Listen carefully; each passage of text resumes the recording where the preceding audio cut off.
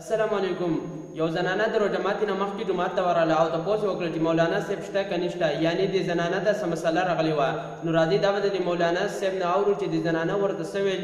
دا ویډیو ما په خپله وکته، ډېرې هم حیران کړم چې داسې کارونه په روژه کې ولې کېږي. نو راځئ د مولانا صاحب د خولې نه اورو او دا ویډیو د خپلو ملګرو سره د ثواب په نیت ضرور شریکه کړئ او په کمنټ کې د مولانا صاحب ته ماشاءالله سبحان الله ضرور ولیکئ. نو راځئ د مولانا صاحب د خولې نه اورو. د تیره روژه کې مال یو زنانه راغله، ماله چې راغله نو اواز یې وکړل قاري صاحب جومات کې دی. ما ماشوم ته ویل ورته ووایه او جومات کې دی. نو ما ماشوم ته ویل ته ورپسې ورشه ورته ووایه چې څه وې زه ورسره نه میلاوېږم. ماشوم چې ورغی ښځې ورته ویل وی قاري صاحب ته ووایه خیر دی چې په خپله باندې راشه زما د سره کار دی، بل ځای نه راغلې وه، لرې نه راغلې وه. زه ښځې ته د جومات مخې له ورغلم، ورته ودرېدلم. ما ورته ویل مورې څه خبره ده؟ هغې د سر نه لوپټه کته کړه، دا ځای داسې سیري دی. نو ما ته یې وښودو، ما ته ویل قاري صاحب زما دا سر ګوري؟ ما ورته ویل وی دا مات دی. ما ورته ویل بلکل دا مات دی. وی دا چا مات کړی؟ وی دا زه پرون روژه ماتي کې د اذان نه 10 منټه مخکې چې اذان ته 10 منټه پاتې وو زما زوی کور ته راغی. ما ورته یوه خبره وکړه، هغه زوی مې راپاڅېدو، هغه زوی ما باندې ګزار وکړو زما دا سر دا دی مات دی. وی ما پرون روژه ماتې قاري صاحب والله د وینو سره کړی دی، زما په مخ وینې را روانې وې، هلته اذان شروع دی. ما ټوله ورځ د الله دپاره روژه نیولې وه، ما ټوله ورځ خوله بنده کړې وه، ما ټوله ورځ خوراک څښاک بند کړی و. خو ما چې روژه ماتې کوو نو زما سر نه وینې را روانې وې. ما هغه روژه ماتې هقسې کړې.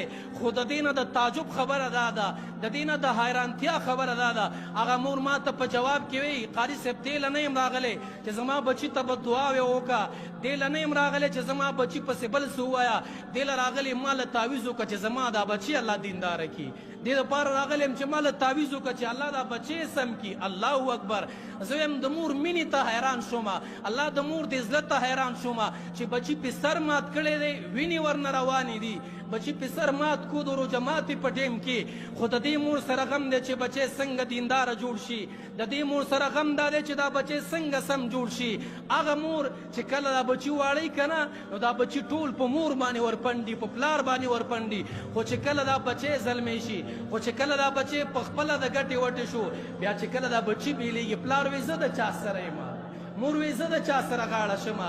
هغه مور چې تا ته شپې شوګیر کړې، هغه مور چې تا ته ټوله شپه ناسته وه، هغه مور چې ستا یې 2.5 کاله بېدبي دي معافي ګندګي پاکه کړه، ستا په ژړا یې وژړل، ستا په خندا یې وخندل، تا سره هر قسمه تکلیف برداشت کو. نن هغه مور دومره مظلومه ده چې ستا خپل کور خپل بچي، خو مور هلته ناسته ده بېدره، مور هلته ناسته ده، دومره څوک نشته دی چې هغه مور راونیسي او د سینې سره جوخته کړي چې مورې زه خو ستا اولاد یم، زه خو تا نه پیدا یم، سختې تا تېرې کړې وې، پلاره زه خو تا نه پیدا یم، سختې تا تېرې کړې وې، ګرمي تا تېره کړه، یخني تا تېره کړه، مسافري تا تېره کړه، پردۍ خبرې تا برداشت کړې، د خانانو ملکانو خبرو تا برداشت کړې، ما له دې پیزار راوړو، زه دې داسې راغټ کړم لکه سړی چې په باغ کې ګل راغټوي. نن چې بچی زلمی دی د پلار د اوښکو قیمت نشته، د مور د اوښکو قیمت نشته، د مور د ژړا قیمت نشته، د مور د سر د لوپټې غم نشته، د مور په تن باندې د جامو غم نشته، د پلار په خپو د پیزار غم نشته دی، د پلار په سر د ټوپۍ غم نشته دی، پلار سره په جب کې 10 روپۍ د غم خادۍ دپاره نشته دی. او دوی مور پلار